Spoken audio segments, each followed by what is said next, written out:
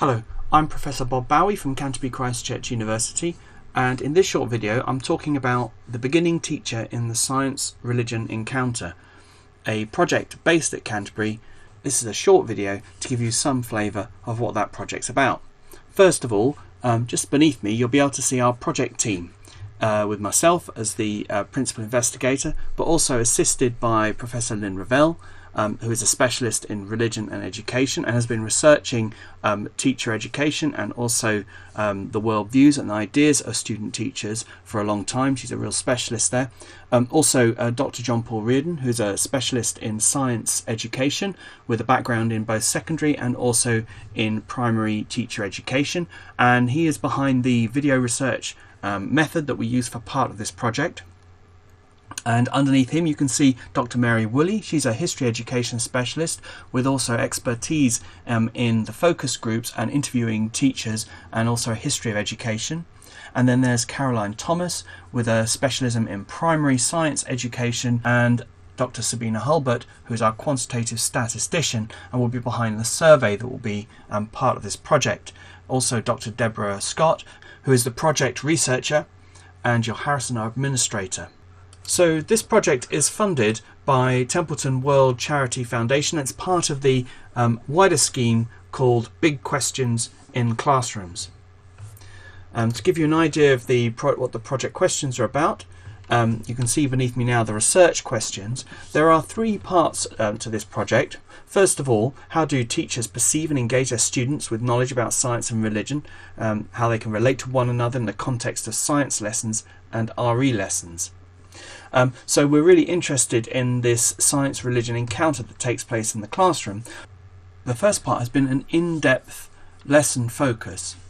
So it has involved the videoing of lessons and then the study of those lessons by then talking to the teachers and after that the pupils about various parts of those lessons, and to really try and unpack their thinking about what's going on and their perception of what's going on. The second part is a much bigger quantitative and qualitative study involving focus groups and then a large-scale survey, and that's underway now, and that's led by Dr. Mary Woolley and also Caroline Thomas. And we are really interested in beginning teachers and what they bring to science religion encounters in the classroom, to those moments in the RE classroom where something science happens, or in the science lesson when religion might come up as a topic of conversation or related to a question. We're interested in both primary and also secondary classrooms, and we're interested to find out more about how we can support those teachers in how they handle those moments in their lessons. So we are interested in primary schools and we're interested in secondary schools. So the focus groups are really to help us understand the kinds of things we should be asking in our survey, which will follow on after those focus groups. It's quite easy to, when designing a survey, to ask questions that afterwards you realise didn't quite generate the sorts of responses you thought they might. So by engaging with the focus groups first, we're trying to talk to a lot of students, and trainee teachers and teachers in their early career, in the first 3 years, who may have gone through different sorts of training programs in any of 6 universities that we're collaborating with. So after we've done the focus groups and we've really really drawn out a number of lines of inquiry, we'll then put that into a survey, and the survey we hope will go to over 1,000 beginning teachers across the country. From that we hope to deduce and draw out some insights that we can then relate back to the teacher education programs that we're using to form and shape our new teachers, hopefully to support future teachers in the science and religion encounter. So to give you a bit of a flavour of this project, there are two extracts of other videos you're going to see. One part of a presentation that Dr. John Paul Reardon gave on the video study that he's doing, just to give you a flavour of what kind of research that is. And then another part from Dr. Mary Woolley giving an overview of where we've got so far in the focus groups part of the second stage of the project. So this is looking to what we're doing in sub-project 1 is exploring the pedagogy concerning how science and religion can relate in primary classrooms and secondary classrooms. This is video-based research, and the context is 2 science lessons on the subject of evolution, one in a primary, one in a secondary, and 2 RE lessons on the subject of creation stories, again, one in a primary, one in a secondary. Yeah. To give you an idea of participants, that means we'll be working with 4 teachers. It looks like it's going to be in 2 different schools, that one primary school and one secondary school. We may be able to expand that later. Each are teaching their own class, and 2 educational researchers, Lynn and myself. We've collected some of the data. I'll tell you more about that in a moment, and we're managing the data set using NVivo 12. We were using NVivo for Teams, but COVID has caused us problems on that, so we're just using NVivo now, and we're storing the data. We will be storing the data in the UK Data Archive. Okay, so there's lots known, obviously, about this area in the literature. I won't go through that in depth, but just to point out that we're aware of some of that and exploring more of that. Public understandings of religion changing, a downturn in religious practice, and there obviously have been lots of studies about science and religion and pupil attitudes in schools. But as many of us in the team are working in initial teacher education, I work in primary education, though my background is in secondary science. You know, we're interested in this world of how to support teachers as regards complex interactions between science and religion in the classroom. Children ask such wonderful questions. I was remember when I was teaching year 9 many years ago, when a pupil coming into my class, and this was in a Catholic comprehensive here in Canterbury, and just as he walked in the door, he had a puzzled expression on his face, and he said, and he knew I was a Eucharistic minister at the school, so he knew I was a religious person and scientific, you know, and a scientist. And he said, I thought religious people weren't allowed to be scientists. You know, so I find this world fascinating. Here's the gap that, you know, in subproject when we're trying to address. So lack of research focused on what occurs in the classroom when pupil and teacher thoughts and feelings about science and religion are expressed, and what pedagogy school teachers use in such situations. We're well aware that pedagogy is a lovely can of worms. You know, defining that is great fun. Explore more about that. I'm really interested in the nature of pedagogy and using video in order to explore what it is, and different ways of understanding it, of course. So research designs exploring science and religion pedagogy should investigate teachers' complicated thinking processes, we feel.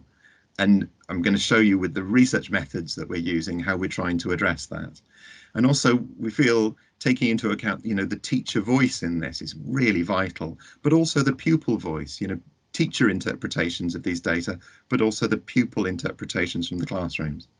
So I'm going to move on there if that's okay. Please yell at me if this is not working for you. So the research questions are there. I'm just going to flag that up. The reason I'm not going to spend long on research questions is you'll see that we're using grounded theory as the research design, as part of the research design for this project. And grounded theory isn't really sort of driven by research questions, as I'm sure many of you are aware. But there we go. You know, how do teachers perceive and engage their students with knowledge about science and religion?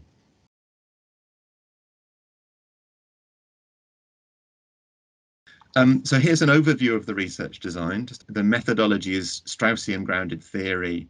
That's coming with a particular type of interpretivist theoretical perspective and a social constructionism as the epistemology underpinning that. So any of you familiar with grounded theory will know that there are lots of different types of grounded theorists, and we need to sort of clarify where we're coming from. It's really the methods that I'd like to spend the time on. So I'm gonna go on to that next, if I may. So 4 methods. We're using these 4 methods: lesson video analysis, teacher verbal protocols, pupil group verbal protocols, and teacher researcher group interviews. So I'm going to go on to that, more detail on that now. Now, with stick people, I hope this helps clarify what I mean by all of these. So we've been videoing the lessons. So far, we've videoed the 2 primary lessons.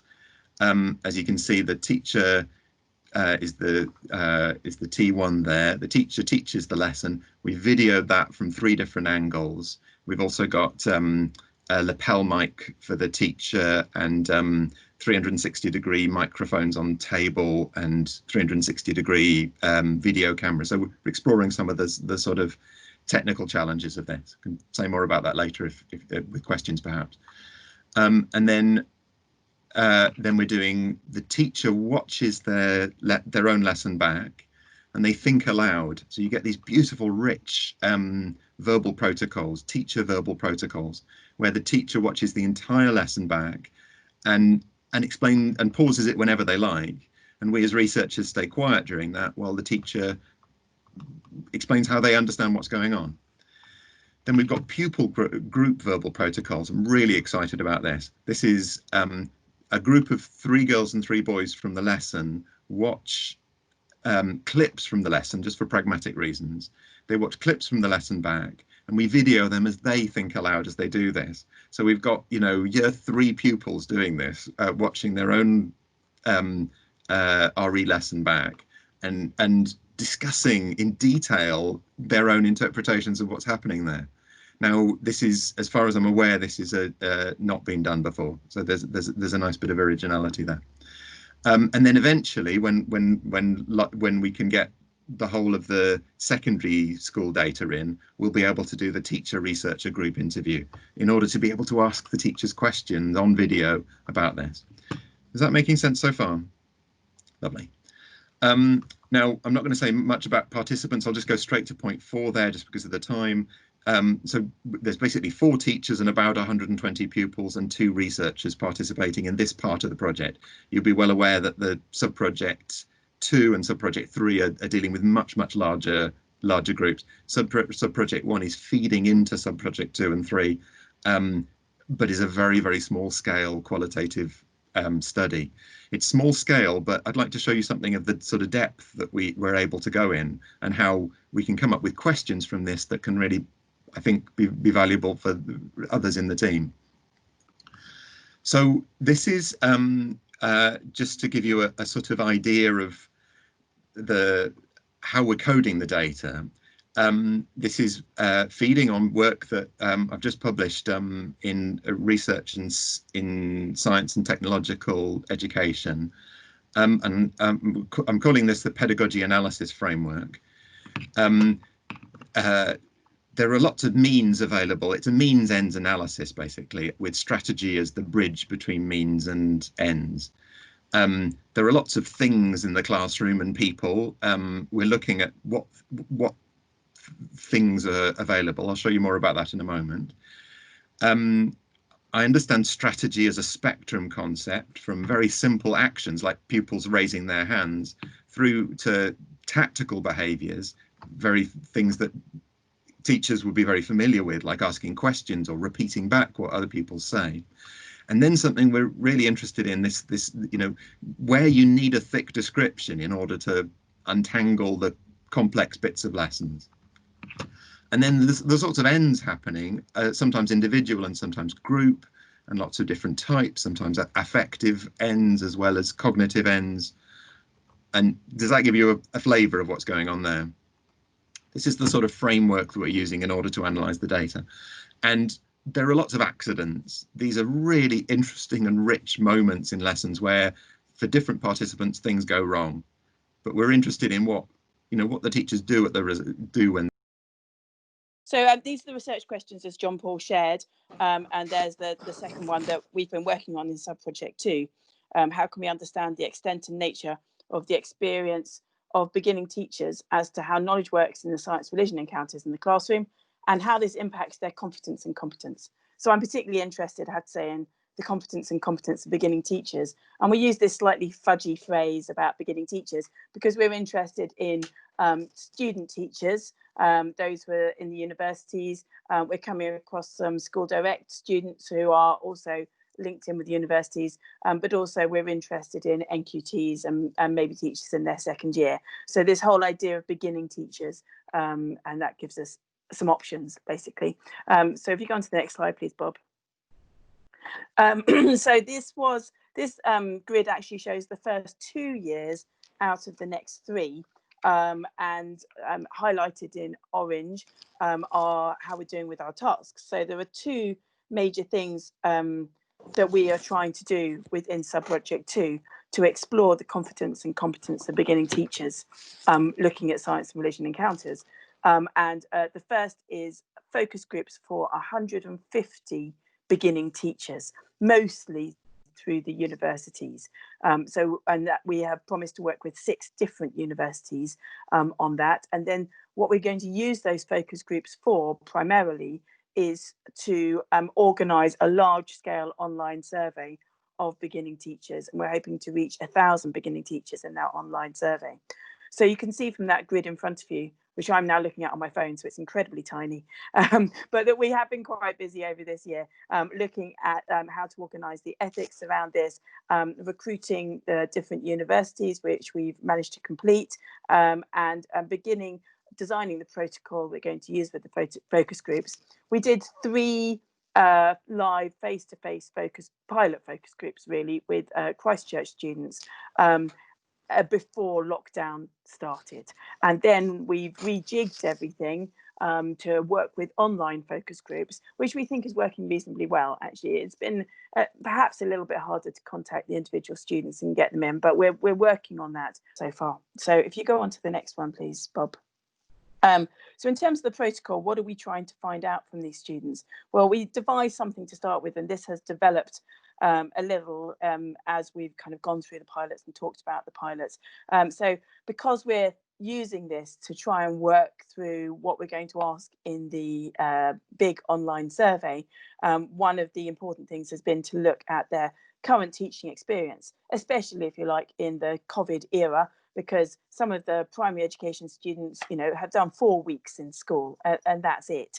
And most of that is observation, and some of them haven't yet actually taught a science lesson or an RE lesson, or even observed an RE lesson in a primary school, right up to school direct students who've been on the PGCE and have been in school teaching science or RE every day since September. So there's really quite a range. And beyond that, we're finding quite a range in background as well, from the science teacher, the person with a sports science degree who then becomes a minister, who then decides to train as an RE teacher, or the person who becomes does a nursing degree and becomes a child nurse and then decides to train as a science teacher, but has actually got previous teaching experience of PSHE. So it's quite interesting to explore what people's backgrounds are before they arrive in these classrooms to teach these children, because obviously that's going to affect their planning decisions and so on. We've developed this second question really in response to what they've been saying to us, that I was finding encoding the first, we're using NVivo like John Paul, but we're not doing video analysis.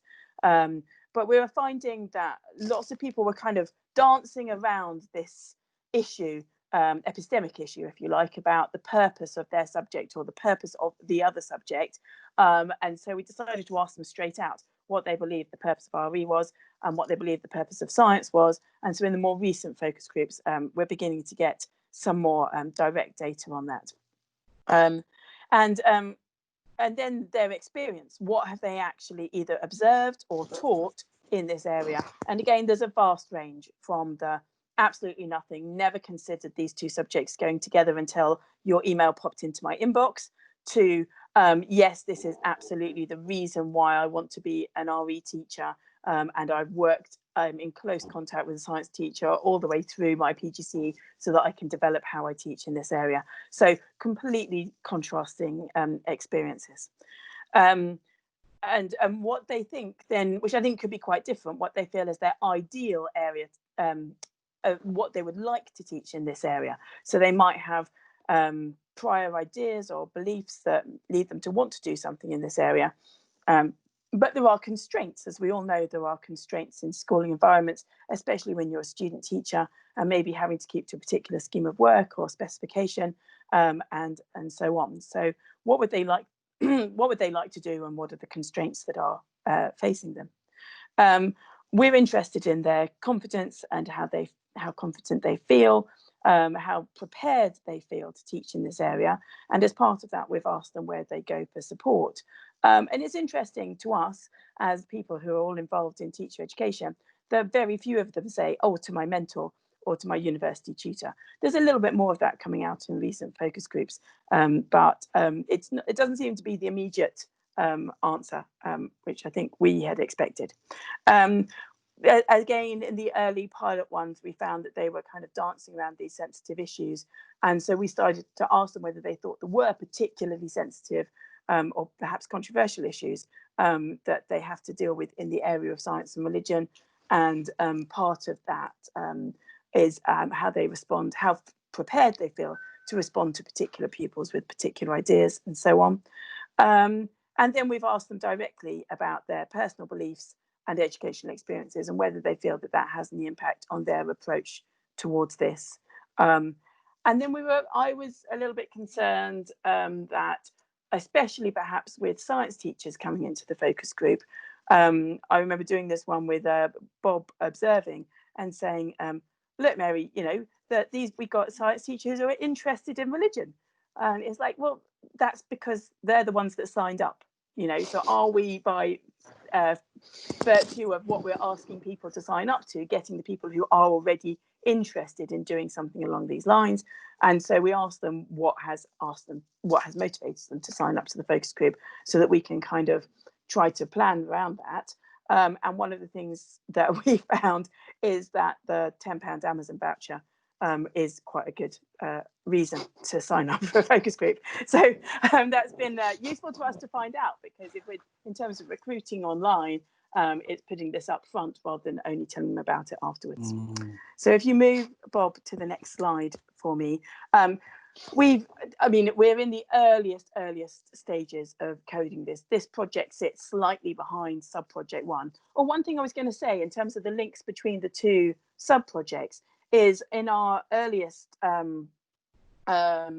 focus groups, Caroline and I, well, Caroline's particularly a primary practitioner and was concerned that the primary students that she's worked with might not have enough to say in this area. So we decided that we would trial using some clips from the video footage that John Paul had collected and put those into our focus groups to help the student teachers talk about this area and to see how they responded to the video clips. That has proved more difficult to do online. So we did try one focus group where they, or a couple of focus groups where they came into the focus group online, and then we sent them away to watch the video clip, and then we hoped that they would return to the focus group again after the video clip to tell us what they thought about it. So there have been some issues around that, and we just moved away more recently from using those video clips because we felt that in looking at the data that they were almost distracted into talking about the video clip rather than talking about their own experience. And for example, because we've only got primary video clips so far, the secondary teachers were commenting more on, oh, look what happens in a primary school, than they were on, this is what I think about the teaching of science and religion in this area. So these notes tend to focus that I'm presenting here on about the first 3 or 4 focus groups that we've done, because the others we've all done in about the last week or 2, and we haven't got transcripts and everything through from those yet. So it's quite interesting to look at some of the perceived. This slide doesn't really show you what they believe is the difference in the subject, and I know I need more work transcribing and careful coding on that, but just some of the offerings that they've given on what they believe the purpose of RE is. And again, at the moment, that tends to be RE teachers talking about the purpose of RE, and a variety of people talking around the purpose of science. But you can see some of those emerging, and I think we'll end up with a lot more. There's a lot more variety than is shown in that slide really coming through in our recent focus groups. But you do still have this perception that science teaches the facts and that RE is about opinions. So there is this kind of dichotomizing in the whole notion of what they believe the subject is for, and that's not going to help if you then want to see how compatible these are going to be. It's not always like that. I mean, had this amazing student we were talking to the other day who was talking, some of the final comments there were from her. She wants to explore, she thinks RE is about exploring differences in terms of systems of belief, but she's particularly talking about the use of the term evidence there, whereas she then was able to say that she felt science was more about an empirical and mathematical form of evidence. So, and she was the one also that talked about developing this elastic way of thinking, and that how she felt that might apply to both subjects until more evidence emerges. So it was interesting to hear from her, but she had a great deal of subject knowledge quite clearly from both areas. It was coming at it from a philosophical angle. So different things we get, again, always a vast range. Bob, next slide, please. So one of the things that I'm coding to is when they talk about the relationships between RE and science, and just how they're not necessarily explicit about these, but sometimes they are. Of course, there is clearly the dichotomy of, you know, these two are at opposite ends and they have nothing to do with each other, or there's comparison being made. In some are coming through with the evidence of dialogue. And again, dialogue has a variety behind it. So some are able to say, well, look, the dialogue is, I've worked with this science teacher. I was able to get him into the classroom to talk about the Big Bang and so on, and to add detail and to talk to the science department in how I was planning. But I have to say that is quite rare so far in what we've heard. And it's more a case of, well, I might have approached the science department, but I just know they're not interested in RE. So I think at the moment, it's fairest to say that there's a range of approaches out there. Quite a lot looked at historical examples. The science teachers were able to say, I warm to that as a history teacher, but they look at the historical examples, and we've seen the, oh yeah, this, so somebody said, yes, I did bring religion into my science debate about why we haven't gone forward with a particular form of research. And of course, it's the religious people, they've been holding it back. So there is evidence there that sometimes when religion is brought into the science classroom, it's brought in as an example of a hindrance. And again, it's not always the case, but I know there's lots of examples of that in the history classroom as well. And then we have found with the Christchurch students that we piloted on, that they were very much encouraged over the last year of their PGCEs to do a lot of collaboration with another subject. And some had specifically chosen to collaborate between science and RE. So there's some examples coming through of that. Okay, next slide, please, Bob. So I was interested in terms of how we do the online survey of just noting down any topic raised by the students of where they feel there is an encounter between science and religion. So I think you can probably look through those for yourself. Again, there's a range, and some moves towards the more ethical side of RE. I think a few of the examples from the primary school were about stewardship and climate change and so on. But by far, if I was as clever as John Paul, you see, I've been able to share my coding with you, but it's on a different computer. But by far, the most common ones that are coming up there are the Big Bang and creation stories and how those are taught. Okay, next, please, Bob. In my own doctoral research and so on, I'm particularly interested on some of the constraints that act on teachers. I'm actually interested in the experienced teachers at the other end of the scale. But I do think there's a lot of research around constraints and affordances and what helps teachers to teach what they want to do and what actually holds them back.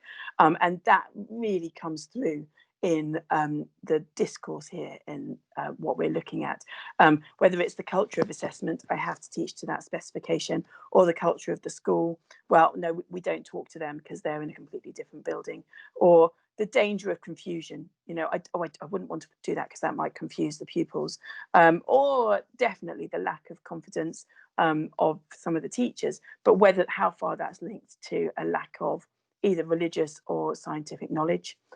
Lack of time, negative views of religion come through to some extent, and concerns. I think more from the primary school teachers that we talk to, concerns over parents' reactions. One interesting little point, somebody said they had watched experienced teachers limit pupils' questions. So when the pupil asks a big and difficult question, the student teacher observes that the teacher tends to shut that down and say, no, we haven't got time for that now. And it might be the case that the beginning teacher doesn't recognise that pupil always asks that type of question to try and move away from whatever their work they're supposed to be doing that day. But at the same time, it was interesting that they had that experience, that they felt that the larger scale questions are being shut down in the classroom because of probably a priority of moving on with the specification. I have a quote there, which I don't think I can read. Oh yeah, I can enlarge it actually. It does relate back to S's idea of not being a scientist. If the kids have a different question that's more scientific related, so they might want to know more than we've prepared as RE teachers, it's difficult almost having the kids respect you for being this source of knowledge in the room and then saying, I don't know. So if it's once, it's fine. But it's when they're really interested about how science and religion does work, you get 6 hands up. And if you say to all 6 of them, I don't know, I don't know. So there is a teacher who's lacking confidence in coming forward. I have to say, in terms of variety, there's also student teachers who say, I'm very happy to say I don't know, because it's not my role to know everything. And I've got pupils who come in and give me answers. So there's real variety there, but I recognise that as a kind of a typical voice, if you like, of a student teacher not wanting to share their lack of knowledge with their pupils, and perhaps fearing the consequences of that. And the next slide, please, Bob. Okay, so this brings us to kind of early stage conclusions. I mean, there's so many different ways that we could go with this, but it seems that different approaches emerge from science, RE and primary teachers, and more could be done to challenge perceptions of the other subject, perhaps with beginning teachers. And it could be interesting to see from the literature if more experienced teachers have a different perception of the other. There were significant constraints acting on innovation in this area. Where subject knowledge and competence are strong, there is some excellent practice in evidence in terms of the teachers relating their own practice. And it's too early to say, but there did seem to be a correlation between those who, it's something for the online survey, but it'll be interesting to see whether those who judge their subject knowledge to be less, therefore feel they're less able to innovate in this area, or whether the differences could be true, because sometimes the more you know, the more aware you are of your lack of knowledge. So it's messy. There are questions over the language. Deborah's been doing a linguistic analysis of the data we have so far, and it's some interesting gaps in there. Like there's not much use of terms like proof. There's not much use of terms like evidence. So why aren't these student teachers using the language we'd expect them to use to talk about their subjects? And I'm interested in, as we move on to the next stage, collecting more data, but also looking at this large online survey, what we would like to see emerge from that. Okay, so that gives you a flavour of the project. If you'd like more information, then you can get in touch with us by emailing nicer, N-I-C-E-R, at canterbury.ac.uk, or by searching for me, bob.bowie, at canterbury.ac.uk. Thank you very much for watching the video.